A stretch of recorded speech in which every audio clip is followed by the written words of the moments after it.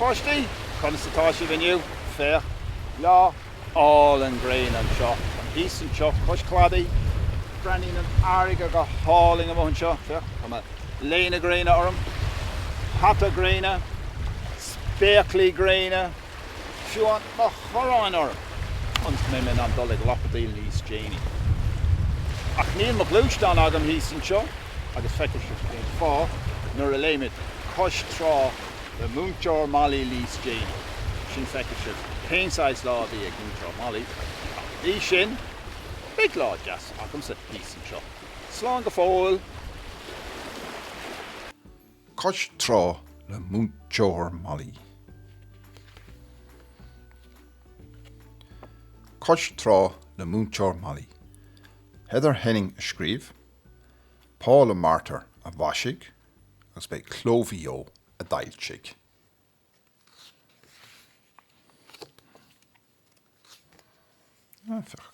Fecharí. San caislán mór, ganneamh an sin, as Foilán hús ar bhór.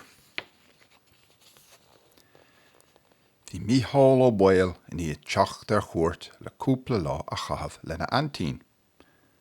Nach deas an lá é a Mícheál ar sa Múinteoir Molly. Cá muid. An féidirling dulse Cois trá le a hol a Aintín ar sa Mícheál. Is féidir cínte ar sa Múinteoir Molly, smaoinemh an bhá. Am seoigh muid trá chiún agus rachamid ag lappadíl. Fair, ag githe mric fásan sin, té, slisan a toast, tá óbhaige, fair, agus suaráiste, ógus feich an cat, agus tá sé sin ag smaoinemh ar a mric fásta freisin nach bhfuil.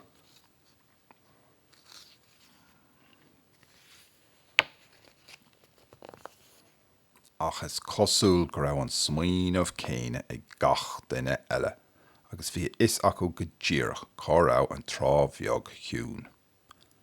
Cá bhacha muid an cór ar sa Mícheál, fechan na glúist an go léir, agus iad páircáilte stig fecht na páircan an sin, agus iad ag dul a raig is a raig. Tháinig Múinteoir Molly ar áid fórcála cóngrach don airige. Cho cóngrach sin, raibh siad in Mícheál na tuine. Sí san Cois trá atá si tréis páircáil, fechtá sé an chóngrach den airige nach bhfuil. Fechan éirid sin stof atá eici, ag an Martyr acu don lá.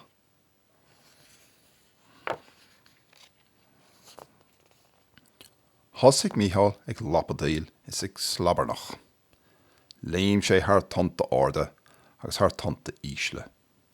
Bhain Múinteoir Molly a bh bord seolamach agus isteach lé san airige. Tá sé si fech san airige. Ag spríonn sin leis na tonnta. Fech an Múinteoir Molly, heach. In níis is féidir an dolig marcíocht ar na tonnta a siise, agus ag fech sús an sin, agus a raig lé an sin. Ó, breinn sin nach bhfuil si róthás an sin. Agus plab. Ní raibh Múinteoir Molly ar bhord seol a riamh ribhe. Sa chéad uair de, sa si tríos titim isteach. Oh well.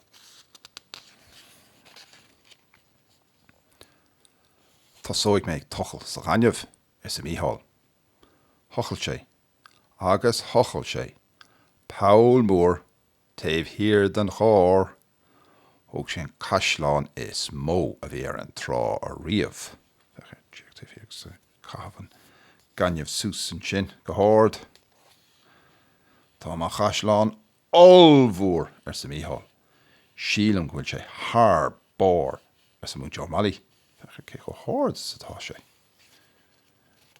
Bhí an obair a siúla ag Mícheál nach rá. Tháinig páistí eile le féchan ar an gaislán. Iontach a gléis siad. Dheomid sliogáin agus faman le cur ar na ballaí, ar na túr agus ar bhéal le gheata. Lícimid orann go ridirí sin.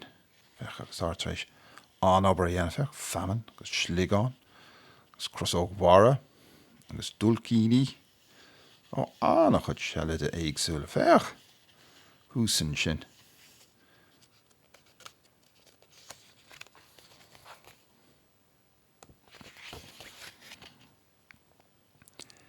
céin fá nach níon an gach duine agah caisleán a ddífrig Múinteoir Molly.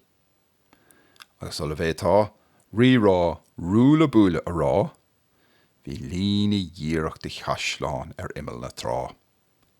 Hí gach duine ag baint ansolt as an lá. Cean bháin an sin, cean eile an sin, tríú caisleán, agus an cearú caisleán. Agus gach éon ceann difriúil fech orthú. Agus an sliogáin, agus an feaman, agus cúpla carrig, agus cloch a fiú orthú. Cít leanach eile. Féirín den na tógálathe. Dimig Múinteoir Molly agus tháinig sé arás le félíní blasta do gach duine. An sin bhí picnic acu trá. Fech, rudí deasa. Cheannig an Múinteoir Molly dóibh. Uachtar róte, limonáid agus cáci sa Mícheál. Crystal siúcra agus úla toffee sa na páistí. Fiúin an madran sin tá sé le písa uachtar róte.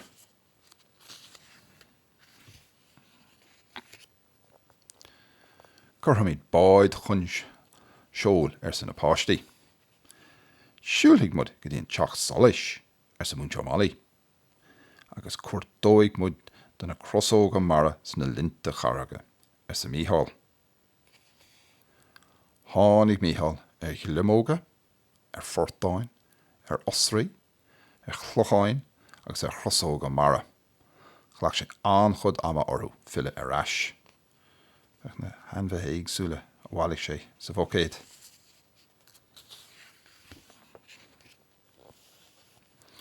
Níor a cór be fáca an trár, mar bhí lán tíide ann a le héad de rac. Bhí cór beag dearg Múinteoir Molly an sin agus an airige ag lapadéal thart ar. Níor a le feiceáil ach bara nach caisleán san isce. Tá má chóir ag dul faoi a bheith Múinteoir Molly. San tuisce ag lapadéal mór hímpel ar an glúisteán. Bhí goirí boga go tapí. Go gasta, isteach sa chóir a bhíhíl sa siise. Chas sin ochar agus freab an cór ar chúl. Díreach isteach sa fáil a chochail Mícheál. Coidéig lén a bheith Múinteoir Molly agus sa colas snábha date áchratha aici. Coidéig lén a bheith Mícheál agus sa chirsóir brac áchratha aige. Agus iad sána agus an róistigh sa fáil. Oh dear, cad thorláid an sin. Bheith. Tháinig taracóir le sailte móra lena dárthall. Ná bí buartha a bhic san tiománaí. Bé má taracóir ábalta si bheith haringta amach ar an tort. Cheangail sé téad ón taracóir go dtíon cór beag dearg agus haring.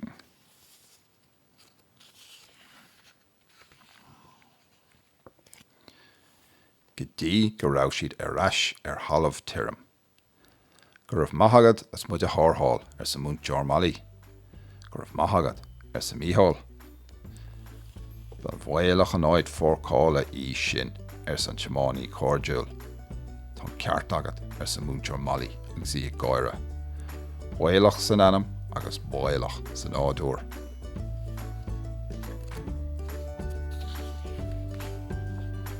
Bhín é. Lá Múinteoir Molly cois trá. Súla gur hathan an scéalah agus tá mit snú bula liverí go luath. Slán.